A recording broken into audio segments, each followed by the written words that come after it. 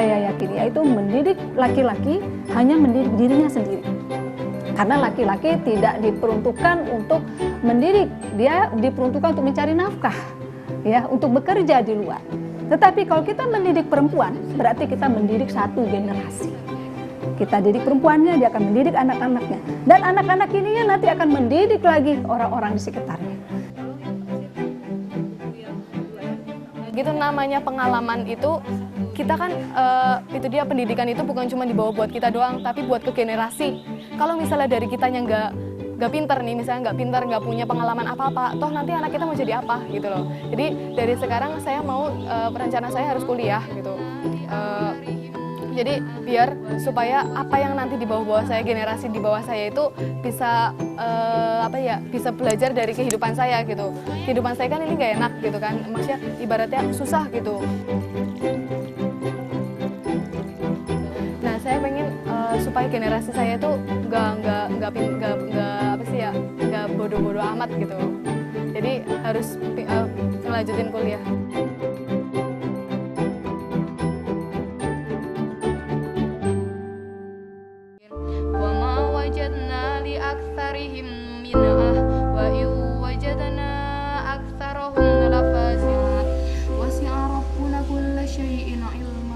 Nama saya Osi Duajusa Salma. Saya kelas 11. Orang tua saya, bapak saya bekerja sebagai pedagang, lalu ibu saya bekerja sebagai guru paket. Dan saya sudah di Hodijah ini sudah 5 tahun. Dan sekarang saya kelas 11. Saya berasal dari Cilacap. Kalau menurut saya sih, kenapa kita mesti pakai jilbab?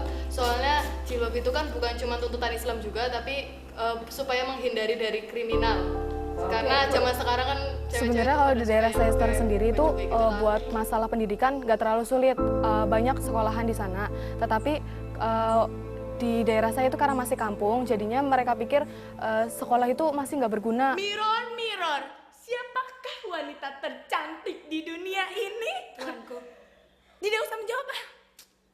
Ih, tapi memang aku paling cantik. Tidak ada wanita Jadi lain. orang tuanya itu masih pikiran zaman dulu, pikiran orang zaman dulu yang lebih mementingkan harta. Jadi orang di sana kalau dipikir nggak punya biaya buat sekolah, nggak mungkin, soalnya rumahnya gede-gede. Cuman mereka pikir sekolah itu cuma buang-buang uang aja, belum tentu nanti di sekolah dia nanti bandel sama temennya. Jadi mereka pikir udahlah mendingan nikah, punya anak, punya suami orang kaya, terus jadi orang kaya, terus nanti orang tuanya bisa hidup enak gitu. Rata-rata anak-anak di sana itu yang lulus SMP itu langsung kerja. Nah, jadi karena waktu itu juga mama saya kan, kakak saya udah SMA, masa saya cuma lulus SD gitu kan, nggak mungkin. Itu dan di situ emang lagi ekonominya lagi kurang. Jadi waktu itu emang kebetulan ditawarin di sini, jadi alhamdulillahnya ya masuk di sini.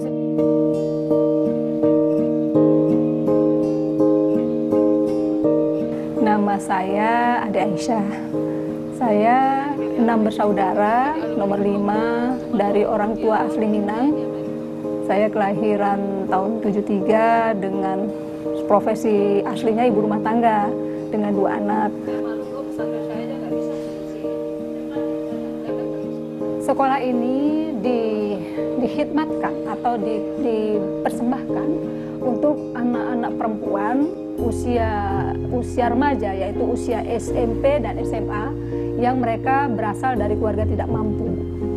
Maka kenapa? Karena sekolah ini memang digratiskan, jadi memberi subsidi penuh kepada mereka dari segi pendidikannya, kebutuhan hidupnya, dan semua pendukung-pendukung untuk pembinaan dan kesejahteraan hidupnya agar bisa mendapatkan kehidupan yang layak dan mendekati bagaimana sih agar anak-anak ini bisa tumbuh dengan baik dan berkembang sesuai dengan fitrahnya. Sebelum kita melanjutkan pelajaran, Bapak mau ngajak kalian untuk melihat sebuah tayangan film, ya? Karena hari ini kita akan membahas tentang dunia film, ya? Itu ketika itu tahun 90-an akhir ya, 90-an akhir. Beberapa tahun belakangan ketika mulai diberlakukan syarat kelulusan dengan UN, terjadilah di sini ada keganjilan atau ada konflik antara nilai-nilai yang kami perjuangkan dengan kondisi yang harus dihadapi anak-anak kita sebagai sebuah resiko kehidupan yang mereka jalani, yaitu banyak anak-anak saya yang gagal dalam menempuh UN. Gagalnya kenapa? Gagal dari segi kemampuan intelektualnya. Awalnya sih saya pikir, nggak apa-apa, kita kan tidak kejar UN-nya. Tapi ada hal yang membuat saya shock dan membuat saya marah, ya, yaitu ketika saya dapat undangan untuk di sekolah anak-anak asuh saya ini, dan sekolah tersebut meminta uang suksesi. Saya pikir di mana letak suksesinya? Oh ya, mereka mengakui membuatkan ini, contekan segala macam lah kayak gitu ya, dan mereka meminta itu bayaran dari para wali murid yang mereka akui ini ada sebuah jasa. Saya menolak, kenapa ini kok sebuah keburukan malah diberikan penghargaan? Enggak itu saja, bahkan saya dilaporkan oleh anak saya, dia dipaksa nyontek. Bahkan mereka dibully dengan menolak contekan itu. Nah sinilah karena tidak mungkin saya melawan sendirian, akhirnya ya sudah, anak-anak saya tarik dan saya bertekad, saya nekat untuk membangun sekolah sendiri untuk anak-anak khusus saya. Nah itulah mulai dari pendirian Khadijah Islamic School ini, dengan alasan agar saya bisa memformat sekolah tersebut dengan saya sesuaikan dengan kebutuhan anak-anak, kemudian juga disesuaikan dengan nilai-nilai luhur yang kami yakini itulah yang lebih penting dalam pembentukan sebuah generasi. Alhamdulillah kami temukan sambil jalan dan masih terus belajar di pengelolaan Khadijah Islamic School ini. Saya rasa kita nggak usah takut gitu ya. Kalau sedikit ada hal yang kita kurangi dalam hal akademis, maksudnya dipadatkan, bukan dikurangi, dipadatkan saja.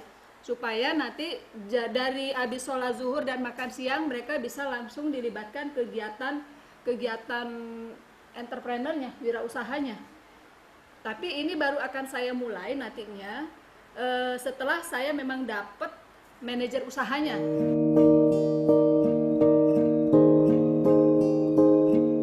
Kita khususkan buat perempuan.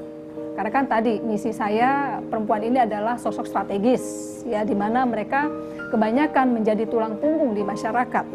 Karena perempuan ini memiliki fitrah, perasaan yang kuat, otomatis kan daya juangnya itu lebih kuat ya. Maka otomatis dalam keluarga itu yang bisa survive ya para ibu.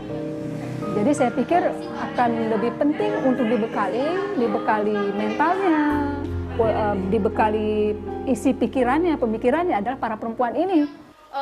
Jenis-jenis sampah di situ dijelaskan secara detail untuk mengetahui seorang supaya orang-orang itu tidak membuang sampah sembarangan. Awal mulanya sih tahu dari kakak saya emang udah di sini dari SMP, dan terus ditambahin sama dari Les Cilacap, lembaga Milzakat Cilacap itu emang yang menyalurkan siswi-siswi Khadijah yang dari Cilacap. Ya karena kebetulan waktu itu emang ekonomi lagi kurang gitu, jadi orang tua bilang, Osit kamu ini sekolahnya di Jakarta gitu, jauh dari orang tua, tapi nggak apa-apa lah kamu kesana aja, ini gratis katanya, kamu nggak perlu, mama jadi nggak perlu mikirin biaya kamu, kalau kamu mau buat inian katanya kamu nggak apa-apa kesana aja, di sana toh udah ada Mbak Imas katanya, waktu itu kan udah ada kakak saya, jadi kamu udah bisa dijagain lah, di sana juga aman kata mama gitu. Jadi itulah, jadi awal mulanya dari situ.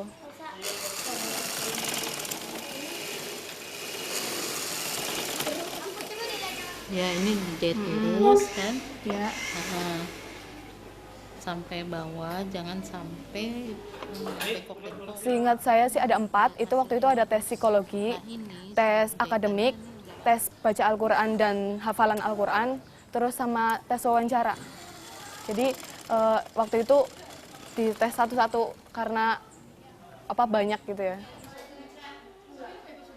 Ketika saya tahu seleksi kan saya langsung ikutan tes pertama, saya ikut tes tahap pertama, terus pas dinyatakan lulus itu bukan cuma diri saya sendiri yang senang, tapi orang tua juga senang banget gitu ya. Maksudnya dari waktu itu kan emang banyak banget, dari yang mau masuk SMP itu kalau nggak salah ada 40 orang, sedangkan waktu itu katanya yang dipilih cuma 10 orang. Sedangkan berarti kan saya mikir ada 30 orang lainnya yang bakalan digugurin. Nah waktu itu alhamdulillahnya waktu dapat pengumuman sih dinyatakan lulus, wah itu senang banget itu, nyampe orang tua juga udah, ini loh anak saya gitu udah mau sekolah gitu.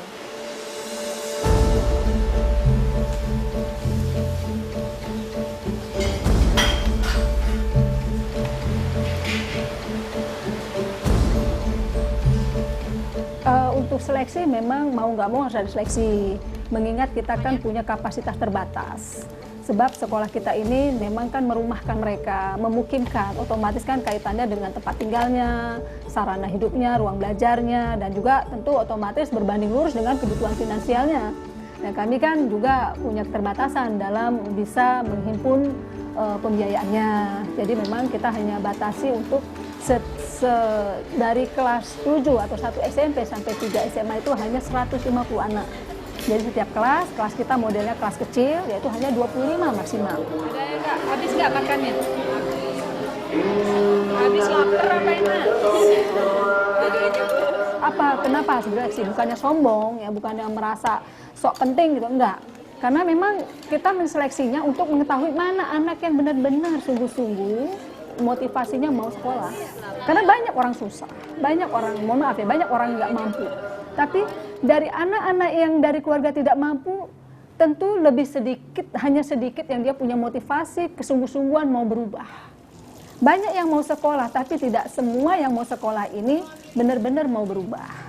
Karena kita, mohon maaf ya, Khadijah Islamic School ini bukan cuma sekedar mengeluarkan, melegalkan sebuah ijazah.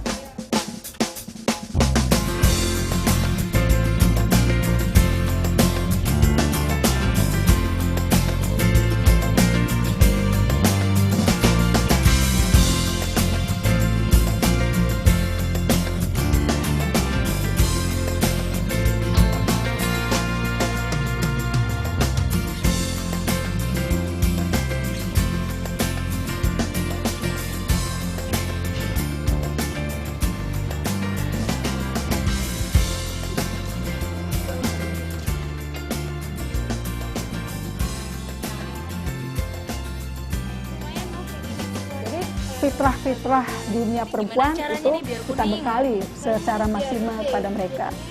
Barulah akademis formal tadi yang keempat, dan yang terakhir adalah entrepreneurship atau kewirausahaan. Outputnya apa? Mendidik mereka, membekali mereka agar menjadi perempuan yang mandiri.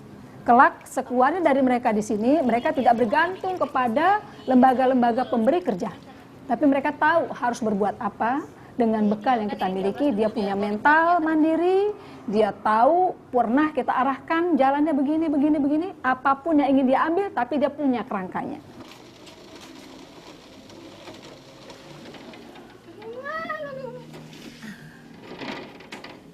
Mau pecah, aku nggak suruh ganti kan mau? Wirausaha tuh kalau kan menurut ibu itu kan kenapa nama kita Khadijah Islamic School, karena ngikut dari Bunda Khadijah gitu ya, istri Rasulullah yang dia bisa menjadi saudagar kaya dengan berdagang gitu. Nah, saya juga berpikir wirausaha itu usaha yang bagi saya itu murni hasil kerja kita sendiri kan. Jadi bagi saya wirausaha itu melatih kemandirian pertama, karena kita namanya jualan nggak mungkin dong kita rame-rame kayak keroyokan gitu, kayak mau demo kan nggak mungkin kan.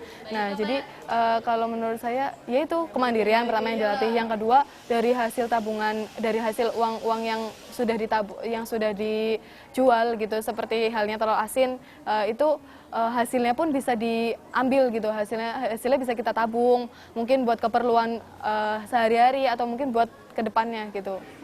Karena menurut saya wirausaha itu yang diajarkan di sini itu sangat membantu saya dalam nanti setelah saya keluar di sini pun saya bisa membangun usaha besar gitu. Jadi dari hanya penemuan yang sederhana dari pembesaran cermin, bahwa cermin itu bisa dibesarin, bisa dikecilin, itu bisa menghasilkan penemuan-penemuan yang lebih luas lagi. Akhirnya ditemukan adanya galaksi lain. Dari mana? Ditemukannya teropong, ya kan?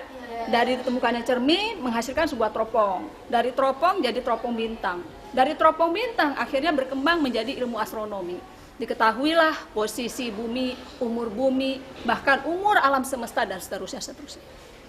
Nah inilah bukti bahwa sesuatu yang baik ini, hal-hal yang baik kalau kita jalani, niat yang baik jika dijalani dengan secara yang baik, itu akan berumur panjang, tidak cuma berumur panjang, bahkan bisa berkembang menjadi lebih besar lagi dan dahsyat.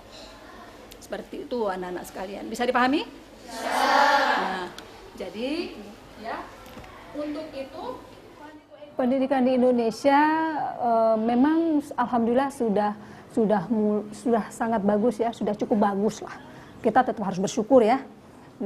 terlihatlah berbeda dari fasilitas yang diberikan pemerintah, tetapi belum merata, Mbak. Itu kendalanya. Belum meratanya kesempatan untuk mendapatkan akses pendidikan yang berkualitas ini, berkualitas dari segi fasilitasnya, pengajarnya, terutama adalah pengajarnya. Ini yang menjadi bahan utama dalam proses pendidikan, Mbak. Karena kan namanya mendidik harus ada pendidiknya. Yang namanya Tutmuri Handayani tentu ada profilnya, ada sosok orang yang di depan itu, yaitu para guru, para pengajar. What is the subject? I am to be just a little bit coach. Okay, this is in passive voice. Life is a mess. So this is. Karena yang namanya mengajar kan tidak hanya mentransfer ilmu yang dia kuasai, tapi dia juga harus membangun sebuah karakter yang pantas untuk jadi anut. Nah, ini yang menjadi kelemahan kita. Ya, kelemahan kita. Sebab pemerintah masih belum terlalu memperhatikan aspek kesiapan para pengajar ini. Dengan ya kita lihat sendiri di bangku-bangku universitas, di keguruan-keguruan yang melahirkan para calon-calon pengajar. Masih peran pemerintah untuk menseleksi guru-guru untuk yang mau menjadi guru atau pengarahan karakter si calon SDM untuk menjadi pengajar ini belum maksimal. Padahal pengajar itu nggak cuma sekedar dia butuh ilmu akademis yang akan diajarkan, tapi yang lebih penting ada karakteristik. Interrogative sentence. Yang pertama, positive sentence, yaitu terdiri dari subjek, verb one, objek atau adverb, dan time signal. Example yaitu I clean my bedroom every morning. Ketika si pengajar ini tidak punya kepedulian, tidak punya hasrat mendidik, tidak punya hasrat mengajar untuk bisa memberikan kesempatan untuk mengarahkan, membimbing, tentu anak itu ya potensinya tenggelam saja. Insyaallah. Kalian ada minta apa? Alhamdulillah keluarga mendukung 100%. Karena kan tadi niat awalnya sebelum saya memulai, saya niatnya adalah ingin melanjutkan kebaikan yang sudah dilakukan oleh orang tua saya. Jadi saya ingin agar kebaikan mereka tetap eksis walaupun mereka nanti tidak ada. Dan kedua, saya memulainya atas izin suami. Kalau suami tidak mengizinkan, tentu saya tidak berani untuk memulai, jadi tidak mau ya menyentuhnya. Sehingga anak-anak ini bermanfaat untuk dia dan bermanfaat untuk orang lain. Karena sesuai itu dengan ajaran-ajaran yang adik pelajari, khairun nas ma yanfa'u linnas, sebaik manusia yang bermanfaat untuk manusia lainnya. Di samping dia dapat ilmu yang dikerjakan, yang diamalkan ilmunya, ada manfaat untuk dirinya dan ada manfaat untuk teman-teman lainnya. Nah, itu harus dipikirkan, coba musyawarah. Nampaknya harus juga banyak bimbingan, termasuk banyak juga nasihat. Karena dia itu karena memang anak dia yang baru besarkan begitu namanya kan, dengan kadang emosinya tuh kadang-kadang ya harus ditekan begitu. Tapi saya sebagai orang tua ada saya kasihkan peringatan begitu. Itu juga sama guru-guru macam beliau ini sudah disampaikan juga, jadi sudah banyak perubahannya. Jadi kita doakan aja dan kita saja mudah-mudahan sesuai dengan kemauan, kerajinan dan bakatnya, sehingga dia dapat melaksanakan tugasnya dengan baik. Bangga itu ya betul bangga namanya, siapa punya anak tidak bangga, orang tua tidak bangga melihat kemauannya, usahanya, macam gitu mau berjuang kan, bangga. Tapi di dalam itu juga terselip juga sedikit rasa di atas hati kecil tadi itu. Ya supaya dapat ada keseimbangan adanya. Keseimbangan maksudnya tadi keluarga dan masyarakat. Dia habli minan nas wa habli minallah. Kalau ini kan lillahi ta'ala, karena Allah. Tapi harus keluarga, anak-anak itu juga harus dipikirkan.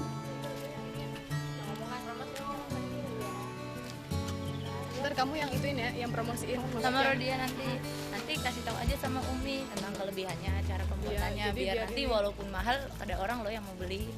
Iya. Hitung ya. Iya. Ini kan mesin 20. Coba. Bonusnya itu 3. Kalau waktu itu saya nggak masuk ke sini gitu, mungkin nasib saya sama kayak teman-teman saya yang lain. Sekarang yang sampai lanjut SMA itu cuma 15 orang. Kebanyakan anak itu, kalau yang perempuan ada 2 orang yang udah nikah, terus ada yang kerjanya jadi pembantu, di Jogja ada. Jadi saya merasa sangat beruntung gitu loh. Waktu itu saya diberikan untuk petunjuk untuk masuk ke sini gitu. Jadi ya saya ngerasa beruntung aja gitu masuk sini. Ketika saya di sini, namanya di sini diajarin tentang kepemimpinan, leadership sekali lagi. Jadi kan di Hodijah ini kan diajarin tentang bagaimana cara orang tuh biar jadi pemimpin gitu, bukan mau dipimpin. Jadi mau nggak mau kan seseorang harus bisa ngomong, harus bisa bicara, dan itu bekal saya. Menurut saya itu sesuatu yang saya sangat sukai, pelajaran yang paling saya suka itu leadership. Jadi orang-orang sana pun jadi mikir, ih orang Jakarta pulang gitu, bisa ngomong nih, bisa ngomong gitu. Soalnya kan kalau orang kampung kan rata-rata pendiam, nggak mau ngomong dan tertutup gitu.